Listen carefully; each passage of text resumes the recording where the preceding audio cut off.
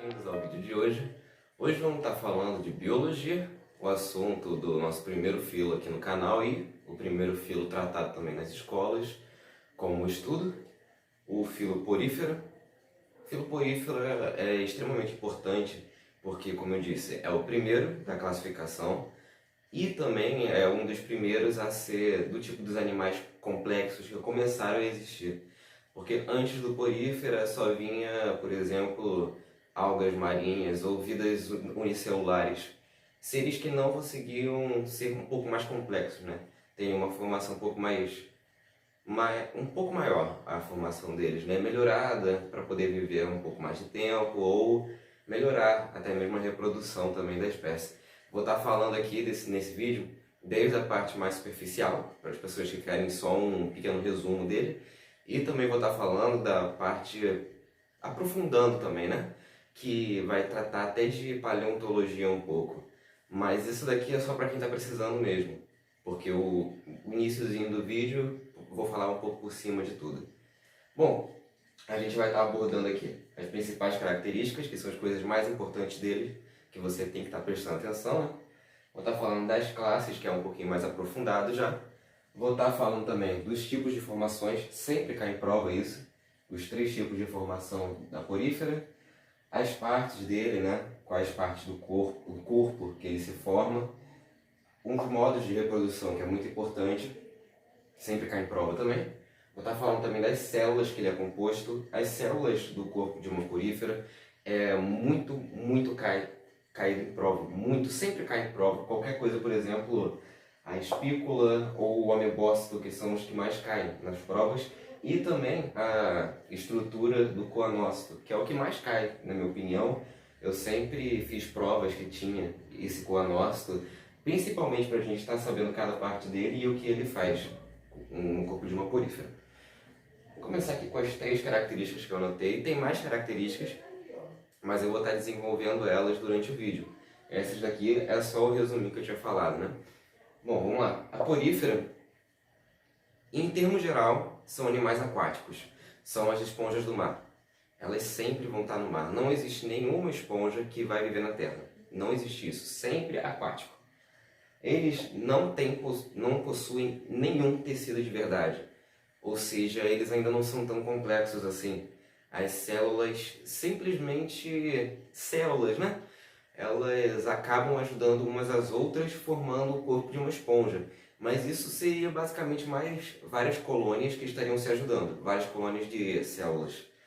Elas não têm muita, como eu posso dizer, não muita ajuda, mas não muita firmeza entre si, entende? Elas não estão fixas ali. Elas simplesmente se ajudam e acabam formando o corpo da esponja. Elas aumentam individualmente e acabam se ajudando sem querer. Eles são animais sésseis. Tem uma exceçãozinha que eu vou explicar aqui na reprodução depois, mas em geral são animais sésseis. Eles não se movimentam depois que fixam em algum lugar. Eles ficam ali e crescem para o resto da vida deles. Vamos começar aqui tentando dividir em subtópicos, porque vai ficar mais fácil assim de compreender. Eu fui desde na parte do tópico maior, que são as características, a classe. Depois a gente vai para o menorzinho, que é células, beleza? Bom, falando sobre as classes aqui, a gente vai ter 5 classes, 3 delas são as principais. Essas outras 2 aqui são um estudo mais aprofundado. Se você for fazer alguma prova de colégio, por exemplo, o que mais vai cair mesmo vão ser essas 3. Geralmente mais essa primeira aqui, a Demospongiae. A Demospongiae, ela vai ter a formação comum também de uma esponja, assim como esses outros 2 aqui.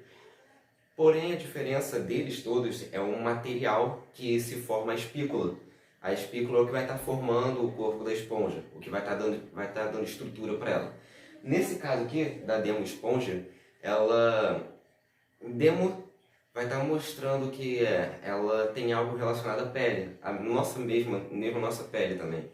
Porque todas as esponjas da classe Demospongiae, elas deram origem à esponja de banho.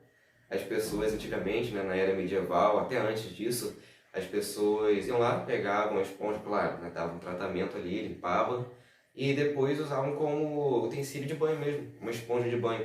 porque as da classe Demospongia, elas são formadas por fibras de espongina, o que deixa a pele não toda arranhada que nem todos os outros tipos que tem das esponjas, porque são mais firmes. Devido a essas fibras de espongina, que é o único animal que tem essa capacidade, essas fibras, ela acaba sendo muito útil pra gente. Foi usada por um bom tempo, mas hoje em dia, claro, isso daí é uma maldade com o animal, né, que acaba morrendo quando é retirado do mar. Mas a gente hoje em dia usa só esponja sintética. E também provavelmente pode ser que tenha alguma doença, alguma bactéria nela e traga para nossa pele. Porque querendo ou não, antigamente isso não era tão bem tratado assim, tá bom? Essa é a principal característica da Demospongia, que ela tem esse contexto inteiro que também geralmente cai em prova, até mesmo em texto também antes da questão. A Hyalospongia, também conhecida como Hexachitinelidia, ela vai estar basicamente com o nome de esponja de vidro. Na minha opinião, é a esponja mais bonita que tem de todas as esponjas, porque essas têm umas cadeias de formação muito mais bonita devido ao uso de outro material. Não só o carbono, que é o que as espécies geralmente usam para se formar, mas ela também vai estar usando o silício. Aqui ela vai estar usando o silício para poder fazer com que suas espículas sejam mais fortes. Porém, ela acaba tendo essa formação de vidro. E de fato se torna uma parede de vidro mais forte do que a espongina, obviamente, mas ainda assim não é lá essas coisas. Ela causa essas formações mais perfeitinhas, né? Essas ramificações mais bem feitas, porque o silício tem essa propriedade, tipo o carbono mesmo, de poder fazer umas ligações mais bem feitas. Então acaba proporcionando em maior escala, né, uma imagem mais bonita. Isso aqui é o que tem para falar mesmo da Hyalospongia, Hexachitinelidia. Aqui, agora, para essa próxima aqui que também é mais falada, é a Calcispongia, que são um número maior de esponjas, que esses dois aqui de cima, tão importantes quanto. Ela é formada por cálcio, que acaba deixando a estrutura da esponja muito mais resistente do que os outros dois anteriores. Ela também vai ter o maior número de espécies de esponjas. Não tem muitas espécies de esponja, tá? Tipo milhares, como tem nas outras classificações. Aqui a gente vai ter algumas centenas, talvez alguns milhares, alguns poucos milhares. Em tudo, em geral. Ela tem essa classificação, né, por conta do cálcio, e a gente vai encontrar ela com muito mais facilidade. Assim como a Demospongia também, ela fica no litoral. Já essa Hyalospongia, ela fica mais no fundo do mar, até porque fica maior concentração de silício, né? Agora, essas duas aqui, que a gente vai estar aprofundando mais, se você quiser pular essa parte. Esses dois não são tão necessários em prova, fica mais, né, por curiosidade, ou se você estiver estudando alguma coisa de paleontologia, ou quiser aprofundar mesmo nesse tema. O Sclerospongia e a Stromatolidia, elas são as classes mais antigas que as esponjas, que essas três classes, ok? Essas duas vão ter um ancestral comum com as outras três classes das esponjas, só que elas acabaram se formando de um jeito diferente. Essas duas aqui vieram diretamente dos corais. Então, essa daqui principalmente, a Sclerospongia, ela vai estar com uma formação muito parecida com os corais. Ela vai ter várias ramificações meio que aleatórias, se formando para várias direções. Ela ainda existe, algumas poucas espécies existem até hoje, ao contrário da Stromatoporoidea, que vai ser uma espécie que está em extinção já acabou. Ela está extinta. É a classe mais antiga, desculpa falar a espécie que eu estou errado, é a classe mais antiga nas classificações das esponjas e ela tem uma formação muito mais diversificada, por assim dizer. Ela pode até mesmo parecer um cálice, que ela tinha uma espécie de raiz, entre muitas aspas, e na ponta uma ponta de cálice mesmo, toda aberta assim, onde ficava a parte de saída do fluxo da água. É uma formação muito mais antiga que todas as outras daqui. Essas aqui são as classes, né, para a gente estar compreendendo melhor tudo. Mas agora a gente vem aqui para esses assuntos que também são os mais falados, os mais pedidos nas provas, vai ser as formações, as partes de uma esponja e a reprodução. Qualquer filo você vai ter uma importância muito alta na reprodução, no estudo das reproduções. Bom, vamos começar aqui falando das formações, que sempre cai, é um assunto muito importante nas esponjas, que a gente vai ter o ascon, sicon e o leucon. Eles também podem cair com os nomes asconoide, siconoide ou leuconoide. Mas esse daqui é classificar. É o modo que mais sai nas provas, né? Que é mais faz sentido, né? Os três nodes no final você pode acabar confundindo. O que a gente vai ter aqui? Eu fiz um desenho para simplificar melhor. Que a gente vai ter o ascon, o sicon e o leucon. O que você já pode ver assim de cara, nesses três, é a diferença de tamanho deles, claro. Eles vão ficando mais complexos a partir que vão aumentando, né? O ascon, o mais simples, e o leucon, o mais complexo de todos.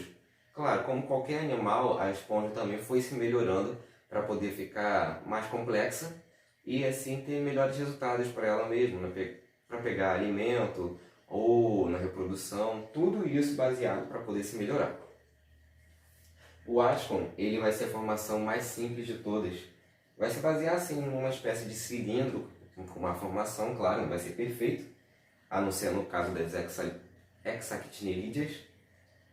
Aqui a gente vai ter os poros, tudo bonitinho, mas vai ter um fluxo comum de água. A água vai entrar pelos poros, vai sair pelo ósculo e acabou. Aí os coanócitos que estão aqui dentro vão pegar o alimento e fazer assim o metabolismo da esponja. Porém, isso não é tão eficaz.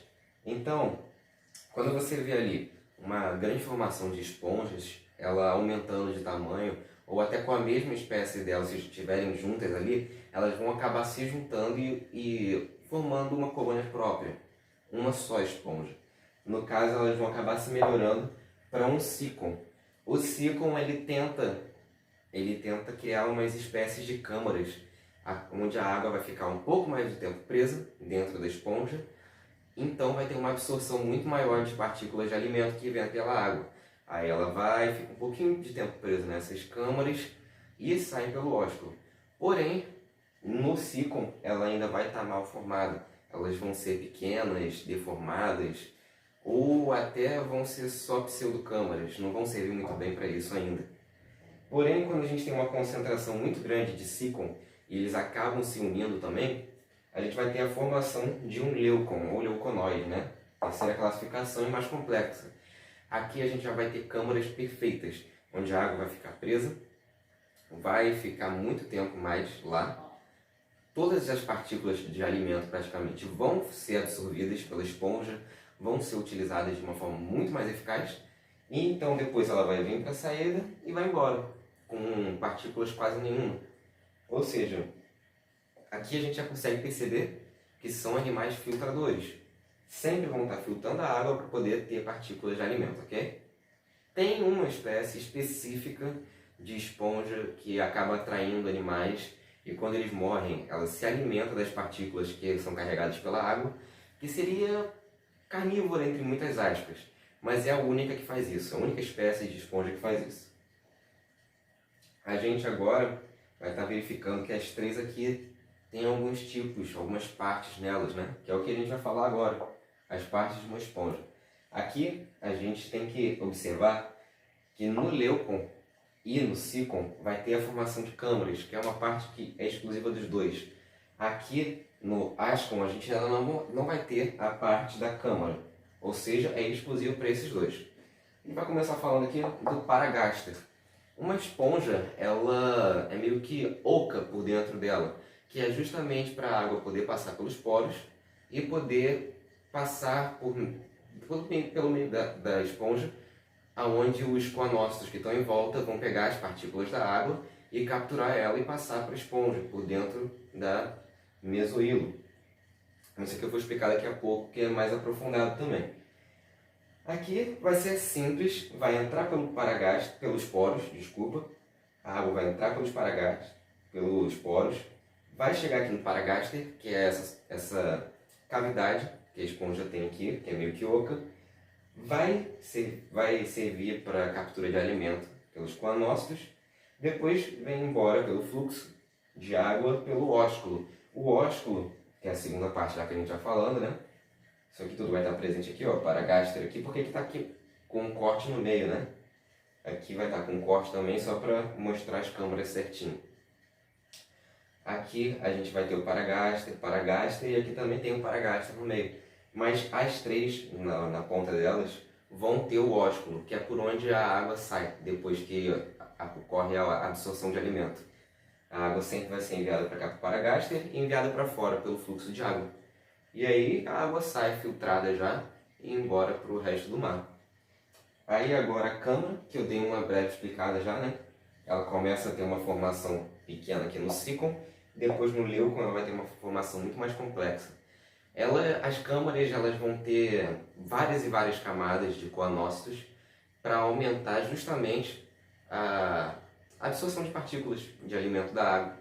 E assim, quando elas forem enviadas de volta para cá, vai ter uma absorção quase que completa, né? Vai pegar muito mais alimento do que um ascon, por exemplo. Ela vai ter uma absorção muito maior, ou seja, muito mais eficaz. As espécies que podem se formar até um leucon, elas tendem a sobreviver por muito mais tempo. Tem algumas espécies de esponja que formam leucon que pode chegar até metros de comprimento, de tamanho. Tem uma que é muito, muito antiga, que chega até 5 metros. E é proibido até mesmo chegar perto dela, porque qualquer coisinha no ambiente pode matar ela mesmo. É muito frágil. Qualquer esponja é frágil. A gente agora começar a falar da reprodução delas, que isso daqui já foi a formação e as partes dela. Isso é o básico do corpo dela. Agora a gente vai explicar aqui a reprodução, que é o ponto, de fato, que provavelmente é o mais importante aqui nas esponjas. Ela vai ter a reprodução assexuada e assexuada. Aqui eu não botei com o nome de assexuada, eu botei brotamento, porque esse termo cai muito mais do que reprodução assexuada. Mas se estiver falando de reprodução assexuada, você já sabe que a resposta vai ser brotamento. O brotamento é bem simples, eu vou estar usando essas imagens aqui da esponja para me ajudar. Vou até pegar um giz aqui fora, tá explicando melhor. Aqui a gente pega o giz aqui. Aqui, ó, a gente vai imaginar que a esponja ela vai continuar crescendo, claro, como todas as coisas tendem.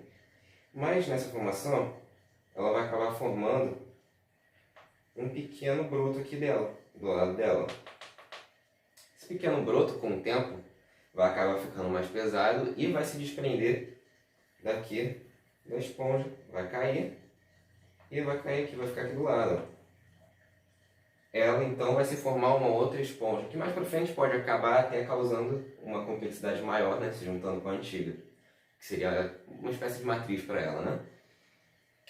Isso aqui, o brotamento é bem simples, por isso assexuado, não tem variabilidade genética alguma, porque vai ser totalmente de um ser somente, ou seja, não tem como variar, mas vai ter uma formação muito simples, porque não vai envolver fecundação, não vai envolver nada.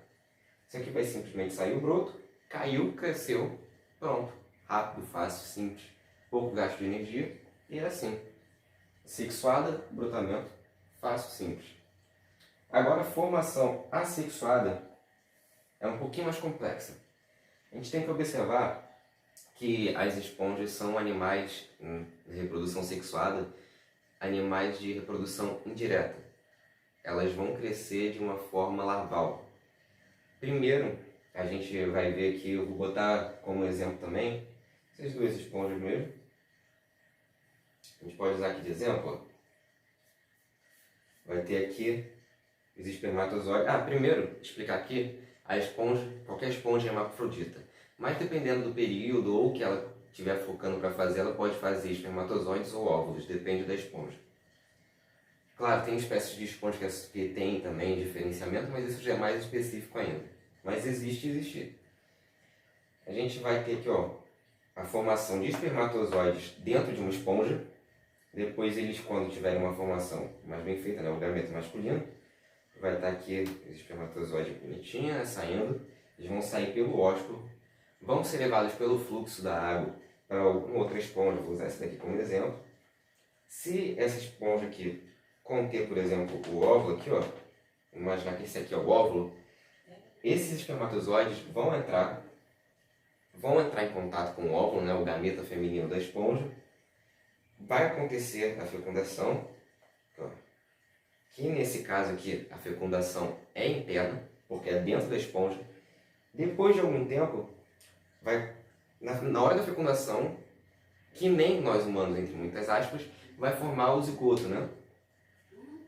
Depois de algum tempo de formação, esse zigoto ele vai ficar totalmente ciliado, vai ter vários flagelos nele, e com o auxílio desse flagelo, ele vai acabar se movimentando para fora da esponja. Ele vai sair da esponja, vai parar em outro lugar, essa larva, né, toda ciliada, vai parar em outro lugar e vai criar uma outra esponja. Com o tempo ela vai se aumentando, vai deixar de ser larva e pronto. Essa estágio larval aqui, ó, isso aqui dele sair da esponja e para fora e se formar nova, é a única fase da esponja que ela não vai ser séssil. Isso é a exceção que eu tinha falado no início. Geralmente cai essa questão em prova, porque é uma espécie de pegadinha, mas aí agora você já sabe, esponja é séssil. Porém, na fase larval, ela se movimenta. É a única exceção dela. A gente vai pegar aqui agora as células. Isso daqui, fácil, simples. Só guardar o giz aqui. Vamos continuar. Reprodução, partes, formações, classes. As partes mais simples, por cima, tudo ok, tudo explicadinho, desde o resumo até o aprofundamento. Agora vamos começar a falar das células, que é uma parte um pouquinho mais complexa, mas logo você vê que funciona como qualquer outro organismo. Precisa de energia, pega energia, captura, transforma, vira em outras células. Aumenta de tamanho, etc. É o ciclo normal da vida. Coloquei numa ordem aqui que é mais fácil de explicar, que vai fazer mais sentido também. O que mais cai nas células realmente são os coanócitos e a espícula, mas eu botei todas elas aqui para também dar uma aprofundada para quem está querendo fazer um estudo melhor. Então, todas as células estão aqui. Eu vou explicar sobre cada uma. O coanócito, ele vai ser aquela célula que vai ficar aqui dentro, ó. Aqui dentro das câmaras, vai ficar aqui também no paragáster, nas paredes do paragáster, capturando as partículas de alimento. Isso aqui é muito importante, quase sempre cai em provas também, questões aí. A formação não, né? A estrutura de um coanócito. A gente vai ter aqui, ó, esse aqui é o coanócito, essa parte aqui. Esse aqui atrás ligado a ele é um amebócito, que eu já vou explicar porque que ele está ligado aqui no coanócito, tá? Primeiro eu vou explicar o corpo aqui, a estrutura do coanócito. Aqui em rosa, aqui, ó, essas bolinhas aqui, são as partículas de alimento que vão estar aqui no fluxo da água. A gente imagina isso aqui como o paragáster e ele está aqui nas paredes da esponja, as paredes internas. Aqui a gente vai ter o flagelo dela, que vai estar ligado nesse colarinho aqui. Esse colarinho aqui vai estar ligado também ao corpo do coanócito. Não é bem corpo, né? É onde fica armazenado também todas as outras partículas, mas já vou explicar como ela funciona. Bom, vou fazer aqui o caminho da partícula de alimento, porque fica melhor de entender. Tá aqui, ó, as partículas de alimento bem pequenininhas, né? Quase invisível ao olho nu. Geralmente são invisíveis ao olho nu, aliás. Elas vão ser capturadas por esse flagelo, que vai acabar enviando elas aqui para esse colarinho, tanto para elas não escaparem desse flagelo, porque ele não é tão forte assim, não aprisiona tão bem as partículas. Então tem esse colarinho aqui em volta, que na maioria das vezes também ele é maior, mais estendido que isso, para capturar melhor. Essas partículas vão cair nas paredes internas desse colarinho, vão sendo empurradas aqui lentamente para dentro do corpo do coanócito, onde elas vão ser juntadas pelo corpo e vão ser transformadas em grandes amontoados de partículas de alimento. Aqui elas já vão estar sendo modificadas para poderem ser enviadas para os amebócitos, que eu já vou explicar o porquê. O amebócito vai ficar já ligado aqui, né, no coanócito, justamente para poder pegar esse alimento. Aqui vai estar o núcleo também do coanócito. Corpo simples, nada muito complexo, porque, como eu disse, é o primeiro filo de animais complexos que existiu. Então não vai ter uma coisa muito complexa, tá bom? A gente vem aqui para o amebócito agora, para poder explicar já por que diabos ele está aqui ligado, sugando ele. Poderia ser uma espécie de parasitismo? Poderia, se você for analisar assim. Porém, como eles vão estar se ajudando sempre, né? vocês vão entender logo por que não é parasitismo. O amebócito, ele vai estar se alimentando dessas partículas de alimento, porque quem conhece aí a célula tronco humana vai entender muito fácil isso. É o amebócito na esponja. O amebócito, ele tem a capacidade de se alimentar dessas partículas e poder se transformar em qualquer uma dessas células. Ela vai ser a célula nova que vai se criar para poder se modificar depois em qualquer uma outra dessas que esteja sendo necessária no momento para a esponja. Esse é o bom do amebócito. Mesmo que ele esteja utilizando essa energia, ela vai estar sendo utilizada justamente para aumentar o crescimento da esponja ou qualquer outra área, até para formar novos conócitos, a espícula, pinacócito, tudo isso. Vindo aqui agora para a espícula e o esclerócito, eu tenho que explicar já que a espícula ela tem diversas formações. São mais ou menos 20 tipos de formação. A maioria delas são umas formas de estrelas, até parecem espinhos também, porque elas têm que ter uma estrutura mais rígida. Porém, no caso da classe Demospongia, a gente vai estar notando que ela não vai ter essa espícula. Pelo contrário, ela não vai ser espícula pontuda, ela vai ser uma espícula toda molezinha, molenga, formada pela espongina. Ela, por isso mesmo que a gente não se arrebenta todo quando passava isso, tá? Mas, em geral, vai ser formada de minerais, porque ela precisa ser rígida para aumentar a estrutura e proteger também, mais para frente, o corpo interno da esponja. A espícula, ela vai ser essa formação estrutural, né? Vamos botar como pilares da esponja. E elas são formadas, né? Eu ia falar secretadas, mas elas são formadas a partir do esclerócito, que ele tem uma forma meio ameboide também, mas não é um amebócito. Ele é um amebócito já formado, focado em formar espículas. O esclerócito ele também vai estar fazendo que nem um amebócito, vai vir nos conócitos ou até no mesoelo, que eu já vou explicar o que é, vai pegar essas partículas, transformar em energia, pegar também os minerais principalmente, né?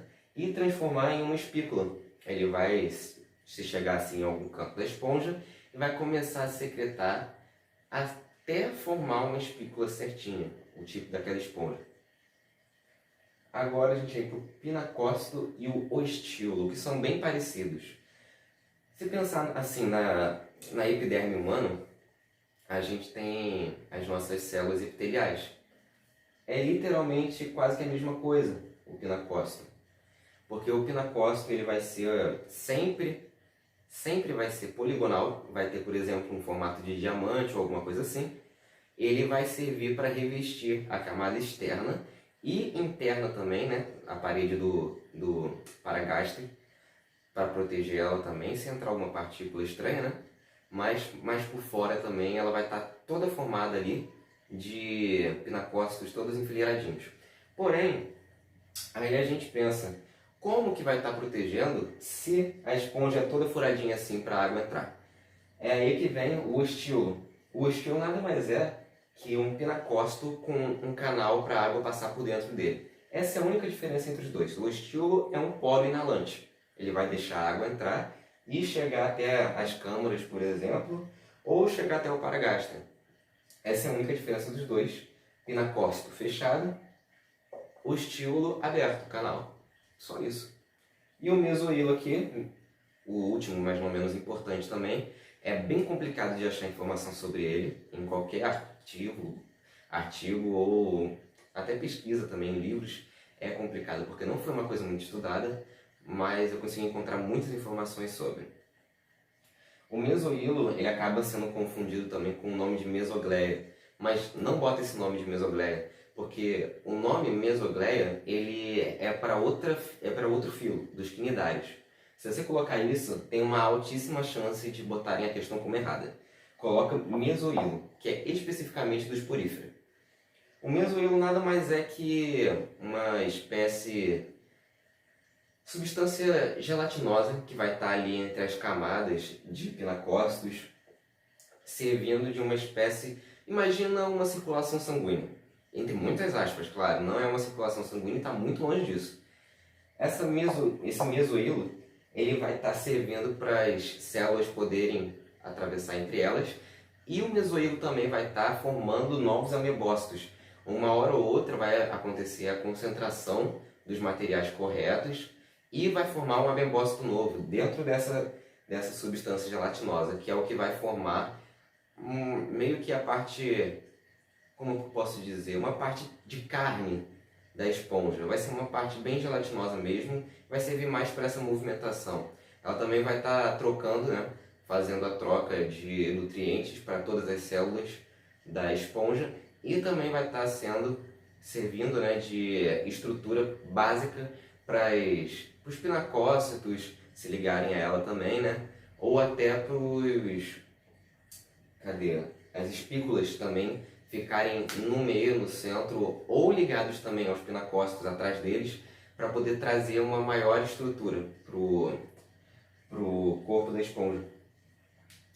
Isso tudo eu tentei aprofundar bastante, mas também quem estava tentando só um resumo no início também eu consegui explicar. Só você ir pulando uma parte a outra, né, que você vai pegar todos os detalhes que você precisa de tudo isso daqui.